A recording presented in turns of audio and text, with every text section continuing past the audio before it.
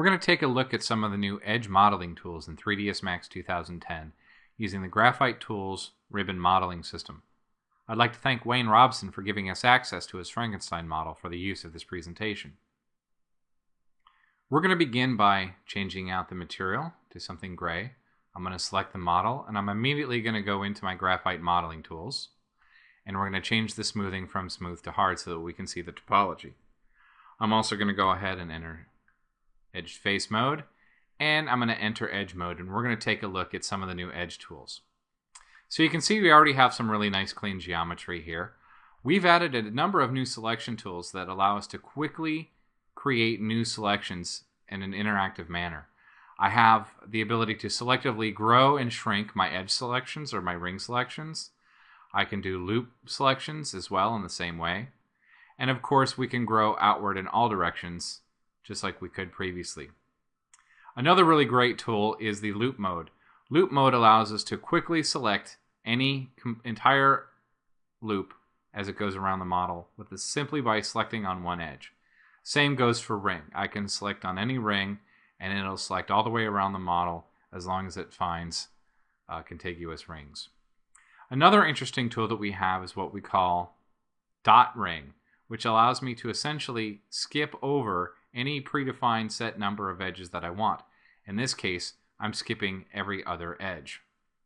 This can be used with incredible results if I enter loop mode, select one loop, and choose dot ring, and I've now selected essentially every other edge loop in the model that I can then remove and quickly do polygon reduction in a very clean manner without a lot of extra work.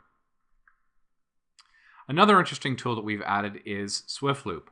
Swift Loop is essentially edge ring and connect all in one mouse click. So you can see that I can quickly add new geometry any place that I want. Truly an artist-driven tool. Another really interesting application of Swift Loop is the fact that I also have the ability to go in and interactively decide where I want the loop after I've placed it, something previously not seen in 3ds Max before.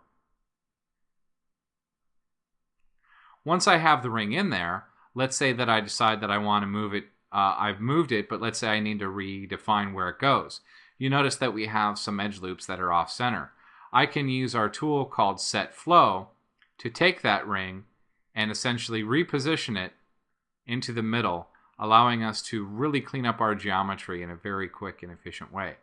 This can also be done with multiple loops. So if I select multiple loops and I choose Set Flow, you'll notice that fine adjustments can occur when it repositions the loops in place. I'm going to go ahead and I'm going to stay in loop mode, and I'm going to get some edge loops and I'm going to remove them. And you can see that we've introduced a real problem with the flow of the geometry as it comes through this area. It's now flat. In previous versions, if I go into ring mode and I select this ring here and I choose connect, it just introduces the new edge loop that I would then have to sculpt into place. We now have a tool called Flow Connect.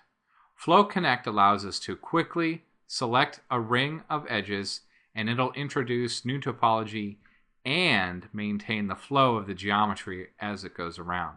So you can see that all of the extra sculpting that would have taken place previously is no longer present. So you can see that there are many new edge tools that are available to us, and they're for very quick, organic, and artist-driven workflows. One last thing we're going to look at with edge loops are the loop tools themselves. So if we open up the loop tools palette, we can come down here and start selecting some edges. So you can see I have some edges here. If I just select a number of edges and choose center, it automatically centers up our edges and allows us to relax them and really just gain better control over our topology as we move through the modeling pipeline. So you can see that there are a lot of new tools and capabilities within the Graphite modeling tools, specifically within edge loops.